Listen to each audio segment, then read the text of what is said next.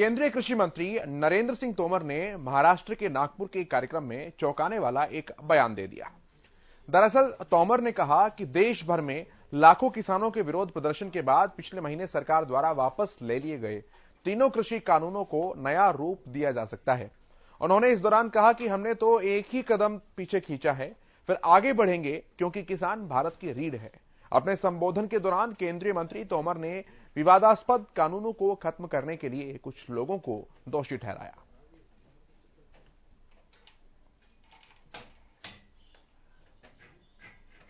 Startup ये सब लोग आ सकते हैं।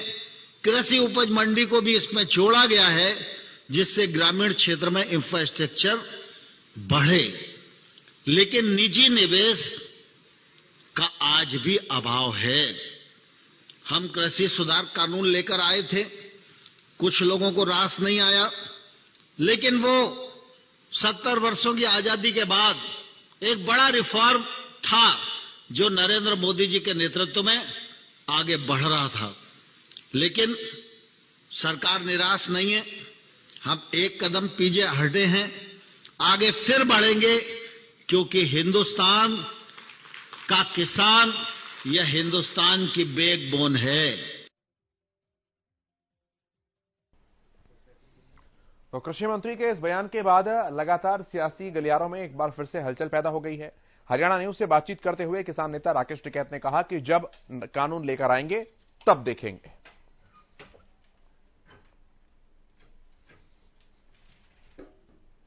हमारे साथ बात करने के लिए सतीश नंबरदार भारतीय किसान यूनियन के प्रवक्ता जुड़े हैं।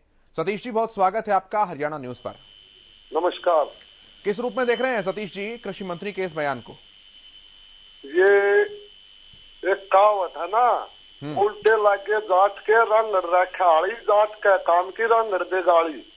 ये मंत्री इस तरह के अर्थगलन बयान देकर देश में एक अराजकता का माहौल पैदा करना चाहते हैं। जो किसान हर बात को समझता है, आज किसान की एकता इतनी मजबूत है, कोई भी पार्टी या विपक्ष हो या कोई भी यूपी का मेरा भाई हो, किसी के भी बरगलाने में आने वाला नहीं।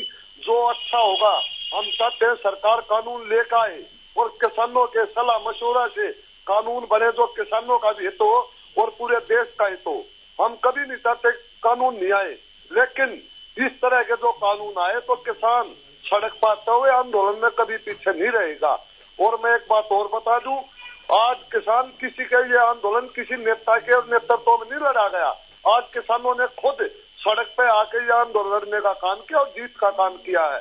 आपने इलाहाबाद के चुनाव में देखा होगा, कुछ मेरे यूपी वाले भाई, कुछ नेताओं ने वहां प्रचार करने का काम किया था, लेकिन जनता ने उनको नकार कर भेजा था, अपनी मर्जी से वोट दिया, आंदोलन लड़ने का भी काम किया, वोट देने का भी काम किया।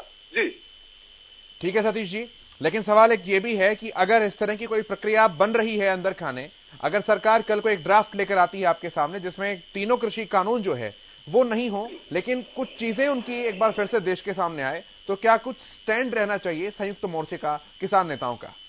भाई संयुक्त मोर्चे का तो स्टैंड यही है, भाई किसानों को बुलाओ, सलाह मशवरा करो, किसान को बुलाओ। संयुक्त मोर्चे के नेता कुछ नेता न लो, कुछ किसानों को लो, और जो किसान इसकी बात हो उस पर कानून बनाओ। अच्छी बात है, हम माननीय प्रधानमंत्री का स्वागत करते हैं, कृषि मंत्री का भी हम स्वागत करते हैं, लेकिन कानून वे हो जो किसान के हित में हो, देश के हित में हो। इस तरह नहीं है भाई कुछ कॉर्पोरेट घरानों के हक में हो तो उसको किसान कभी नहीं मानने वाला। ठीक है सतीश जी, बहुत धन्यवाद सर आपका हमारे साथ जुड़ने के लिए। भाजपा नेता वीरेंद्र प्रताप सिंह भी हमारे साथ जुड़े हैं। वीरेंद्र जी, बहुत स्वागत है आपका हरियाणा न्यूज पर। वीरेंद्र जी, आवाज मिल पा रही है आपको?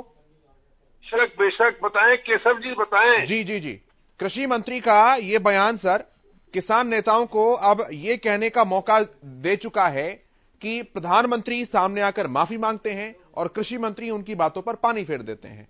किस तरीके से आप ही समझाइए, क्या कुछ मायने निकाले जाएं कृषि मंत्री के इस बयान के? क्या बयान दिया है?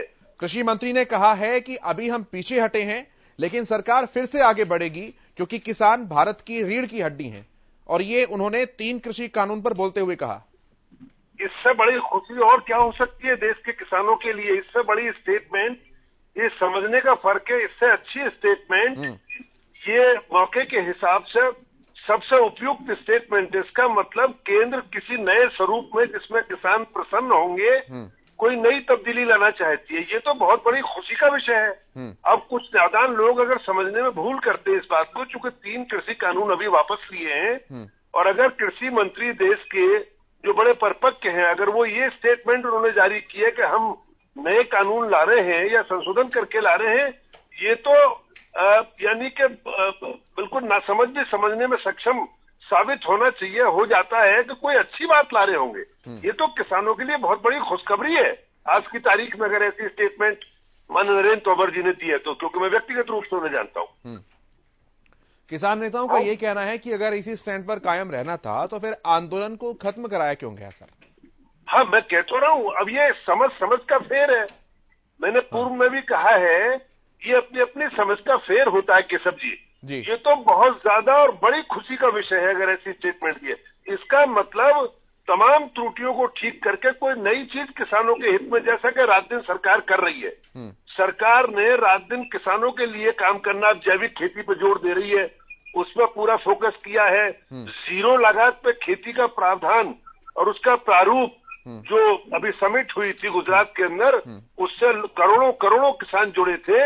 किसानों के बारे में ही तो सोच रही है सरकार। किसान और मजदूरों के सिवाय, गरीबों के सिवाय, कुछ इसके सिवा कुछ सोचती ही नहीं है। उसे रात दिन यही चिंता, यही काम है। और उसका प्रमाण है, चंद लोगों के कहने से कोई विषय नहीं बदल जाता है। उसका केशव जी प्रमाण है इतना बड़ा बहुमत आना, 325 सीटें केंद्र में आना और बाकी माहौल देश का जो बता रहा है, ये इसका प्रमाण है। ठीक है सर। और चंद लोग नहीं समझ पा रहे तो उसके लिए क्या कर सकते हैं? ठीक है सर, बहुत धन्यवाद सर आपका हमारे साथ जुड़ने के लिए, इन तमाम बातचीत और जानकारी के लिए।